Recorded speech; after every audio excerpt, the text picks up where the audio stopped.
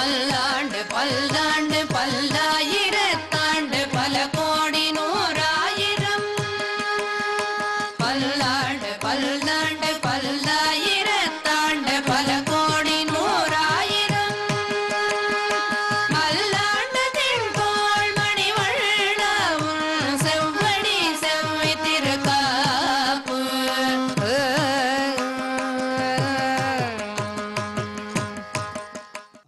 அஸ்மத்குரு சமாரம்பாம் யதிசேகரமத்யமாம் லக்ஷ்மீவல்லபபர்யந்தாம் வந்தே குரு பரம்பராம்.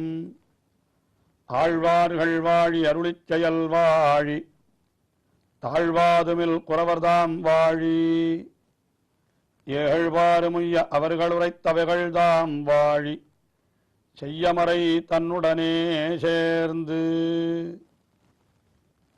திருமங்கையாழ்வார் திருவாலி திருநகரி என்ற திவ்ய தேசத்தை தமக்கு அவதார ஸ்தலமாக கொண்டவர். அதாவது அந்த திருநகரிக்கு உட்பட்ட சிற்றூரான திருக்குறையலூர் என்கிற இடத்திலே அவதரித்தவர். அப்படிப்பட்டவர் தம்முடைய வீர தீர பராக்கிரமங்களாலே சோழவரசனுக்கு கப்பங்கட்டும் சிற்றரசனாயிருந்தார். அதற்கு மேலே இவர் குமுதவல்லியை மனம் செய்து கொள்வதற்காக அவளுடைய கட்டளைப்படி அல்லது அவளுடைய வேண்டுகோளின்படி தினந்தோறும் 1000 ஸ்ரீ வைஷ்ணவர்களுக்கு ததியாராதனம் செய்து கொண்டிருந்தார் என்று பார்த்தோம். அப்படி 1000 ஸ்ரீ வைஷ்ணவர்களுக்கு ததியாராதனம் செய்ய வேண்டும் தினந்தோறும் என்றால் எவ்வளவு செல்வம் வேண்டி இருக்கும் அதற்கு. தம்முடைய அரசியல கஜானாவிலே இருந்த பணத்தை எல்லாம் செலவழித்தார். அதற்கு மேலே தேவப்பெருமாள் காட்டி கொடுத்த நிதி அதையும் எடுத்து அதையும் செலவழித்தார். எல்லாம் போதாமல் போய்விடவே இவர் வழிப்பறி செய்யவும் தொடங்கினார் என்று வழியடைவிலே யார் யார் அந்த காட்டு பாதையிலே பெரும் செல்வந்தர்கள் தவறான வழியிலே செல்வத்தை சேர்த்து வைத்துவிட்டு அப்படி செல்லுகிறார்களோ அவர்களிடத்தில் இருந்த செல்வத்தை எல்லாம் அபகரித்து இவர் பாகவதர்களுக்கு ததியாராதனம் செய்து கொண்டிருந்தார். இப்படி இருக்கிற நிலையிலே பகவான் பிராட்டியினுடைய புருஷகாரத்தாலே இவரை திருத்தி அருள வேணும் என்று திருவுள்ளம் கொண்டான். இவரையும் நம்முடைய அடியவராக ஆக்கி இவருடைய திருவாக்கிலிருந்தும் அற்புதமான பாசுரங்களை எல்லாம் கேட்க வேண்டும் என்று அவன் திருவுள்ளம் பற்றினான். ஆகினாலே இவர் யாராவது செல்வந்தர்கள் கிடைப்பார்களா என்று இவர் திருமணங்கொல்லை என்கின்ற ஒரு இடத்திலே அப்படி ஒளிந்து கொண்டு கிடந்தார். அப்பொழுது பகவானே என்ன செய்தான், ஒரு பெரிய கல்யாண கோஷ்டி வருவது போலே, அதாவது கல்யாணம் செய்து கொண்டு பெண்ணும் மாப்பிள்ளையும் வருவது போலே அந்த வழியாக பகவான் என்ன செய்தான், தன்னை ஒரு மணவாள பிள்ளையாக ஆக்கி கொண்டான். பெரிய பிராட்டியார் ஸ்ரீமகாலட்சுமி அவளையே தனக்கு மணவாட்டியாக அப்படி கொண்டான். இருவரும் சர்வாபரண பூஷிதர்களாய் எல்லா ஆபரணங்களையும் அணிந்து கொண்டு அந்த காட்டு வழியாக அப்படி சென்று கொண்டிருக்கிறார்கள். திருக்கல்யாணம் முடிந்து செல்லுகிற தம்பதிகள் போல கூட்டமாக சென்று கொண்டிருக்கிறார்கள். இதை பார்த்த திருமங்கை மன்னன், அப்பொழுது அவர் பரகாலன் என்றெல்லாம் சொல்லக்கூடிய பெயரிலே வழங்கி வந்தவர் அவர் இவர்களை பார்த்தவுடனே இன்றைக்கு நமக்கு நல்ல வேட்டை கிடைத்தது, இவர்களிடத்திலே நிறைய செல்வம் இருக்கிறது, இவற்றையெல்லாம் பறித்து கொண்டால் இன்னும் பல நாள்களுக்கு பாகவத ததியாராதனத்தை நடத்தலாமே என்று அவர்களை மடக்கினார். மடக்கி கத்தியை காட்டி பயமுறுத்தினார். உங்களுடைய ஆபரணங்களை எல்லாம் கழற்றி வையுங்கள் என்று சொன்னார். உடனே அங்கே பெருமானும் பிராட்டியும் அல்லவா மணவாள பிள்ளையாகவும் மணவாட்டியாகவும் வந்திருக்கிறார்கள். அவர்கள் தங்களுடைய ஆபரணங்களை எல்லாம் ஒரு துணியிலே விரித்தார். அந்த துணியிலே ஆபரணங்களை எல்லாம் புகட்டு கொண்டே வந்தார்கள். எல்லா ஆபரணங்களையும் கழற்றி ஆகிவிட்டதா என்று பார்த்தால் அந்த மணவாள பிள்ளை, அதாவது அந்த பகவான், அவனுடைய திருவடிகளிலே அருகாழி மோதிரம் என்று சொல்லப்படுகின்ற, அதாவது ஆண்களும் காலிலே மெட்டி போன்ற ஒரு மோதிரத்தை அணிந்து கொள்வார்களாம் கால் விரல்களிலே. அந்த அருகாழி மோதிரம் அது ஒன்றை மட்டும் என்னால் கழற்றவே முடியவில்லை என்று இந்த மணவாள பிள்ளை சொன்னவுடனே அதை நான் கழட்டுகிறேன் என்று தம்முடைய கையாலே கழற்றி பார்த்தார். அப்பொழுதும் அவராலே கழற்ற முடியவில்லை திருமங்கை மன்னனாலே. உடனே தம்முடைய வாயை வைத்து பல்லாலே கடித்து அந்த ஆபரணத்தையும் கழற்றி விட்டாராம். அப்பொழுதுதான் இவருடைய மிடுக்கையும் வலிமையும் கண்ட அந்த மணவாள பிள்ளை வேடத்தில் இருக்கிற எம்பெருமான் கலியனோ கலியனோ என்றானாம். கலியன் என்றால் மிகவும் வலிமை உள்ளவன், மிடுக்கு உள்ளவன் என்று பொருள். நீர் கலியனோ, அவ்வளவு வலிமை பெற்றவரோ என்று அந்த திருமங்க மன்னனை பார்த்து எம்பெருமான் கேட்டானாம். அதனாலே திருமங்கை மன்னனுக்கு கலியன் என்ற ஒரு பெயரும் தற்போதும் வழங்கி வருகிறது. இப்படி எம்பெருமானுடைய திருவடிகளை பற்றி அந்த ஆபரணத்தை எடுத்து விட்டார். அதற்கு பிறகு அங்கே வைத்திருந்த ஆபரணங்கள் எல்லாவற்றையும் மூட்டையாக கட்டினார். அதை எடுக்க நினைத்த பொழுதோ அதை இவரால் எடுக்கவே முடியவில்லை. அது பூமியிலேயே ஒட்டி கொண்டார் போல அப்படியே நின்று விட்டது. எத்தனை முயற்சி செய்தும் அந்த மூட்டையை இவரால் எடுக்க முடியவில்லை. உடனே அந்த மணவாள பிள்ளையை பார்த்து, நீ என்ன மந்திரவாதியா? ஏதேனும் மந்திரம் போட்டாயா? இந்த மூட்டையை என்னாலே எடுக்க முடியவில்லையே, என்ன மந்திரம் போட்டாய் சொல் என்று தம்மிடத்தில் இருந்த கத்தியை காட்டி அந்த மணவாள பிள்ளையை மிரட்டினார். உடனே எம்பெருமான் அப்பொழுதே ஆழ்வாருக்கு அனுகிரகம் செய்ய திருவுள்ளம் கொண்டு, ஆம், நான் ஒரு மந்திரம் இட்டிருக்கிறேன், அதனால்தான் இந்த மூட்டை உன்னாலே எடுக்க முடியவில்லை என்று சொல்ல, அது என்ன மந்திரம் என்று திருமங்கை மன்னன் வாளை காட்டி கேட்க, உடனே அவனை அருகிலே அழைத்து காதிலே மிகவும் ரகசியமாக திருமந்திரத்தை உபதேசித்தானாம் எம்பெருமான். அதாவது ஓம் நமோ நாராயணாயா என்கின்ற அஷ்டாட்சரம் என்கின்ற அந்த மந்திரம்தான் திருமந்திரம் என்று சொல்லப்படுகிறது. அது சகல வேத சாரமாய் இருக்கக்கூடியது. எல்லா வேதங்களுக்கும் சுருக்கம் இந்த திருமந்திரம் தான் என்று நம்முடைய பெரியோர்கள் காட்டுகின்றார்கள். ரிஷிகளாலே ஆழ்வார்களாலே இது பரிகிரகிக்கப்பட்ட மிகவும் கொண்டாட பெற்ற மந்திரம். அது மந்திரங்களுக்குள்ளே மிக மிக உயர்ந்த மந்திரம் ஆயினாலே அதற்கு பெரிய திருமந்திரம் என்றே பெயர்.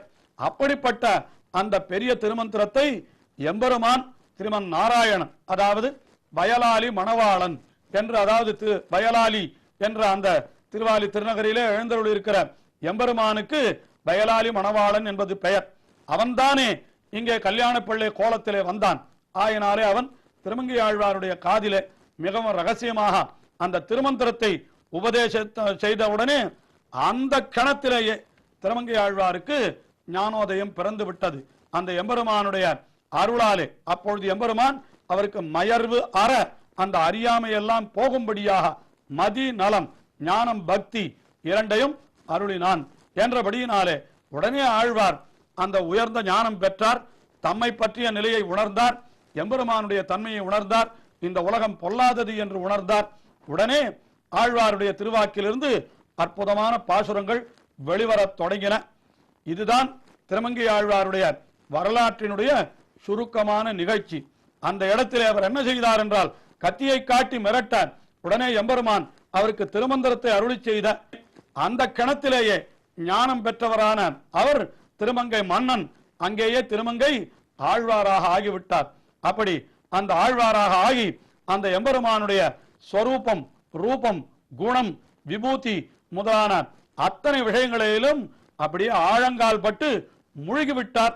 முழுகி அவர் அருளி செய்த திவ்ய பிரபந்தங்கள் தான் பெரிய திருமொழி, திருக்குறுந்தாண்டகம், திருவழுக்கூத்திருக்கை, சிறிய திருமடல், பெரிய திருமடல், திருநெடுந்தாண்டகம் என்கின்ற 6 திவ்ய பிரபந்தங்களாக அப்படி அவருடைய திருவாக்கிலிருந்து வெளியிலே வந்தன.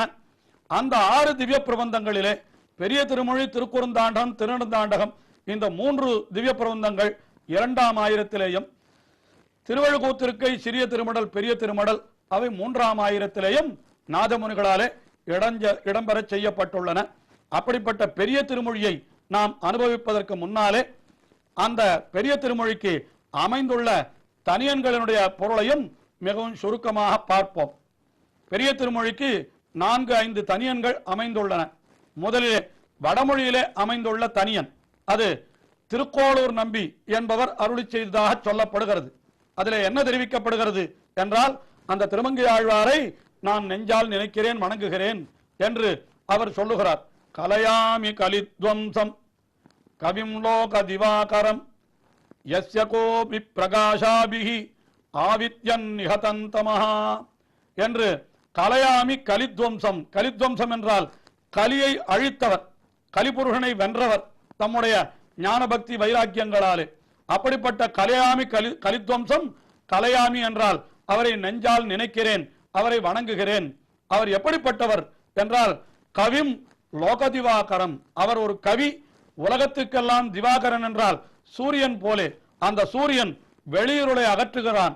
ஆனால் இந்த திருமங்கை ஆழ்வாரோ தம்முடைய அற்புதமான பாசுரங்கள் அதிலே அமைந்துள்ள தத்துவார்த்தங்களாலே நம்முடைய நெஞ்சத்திலே இருக்கக்கூடிய அகவிருளை அகற்றுகின்றார்.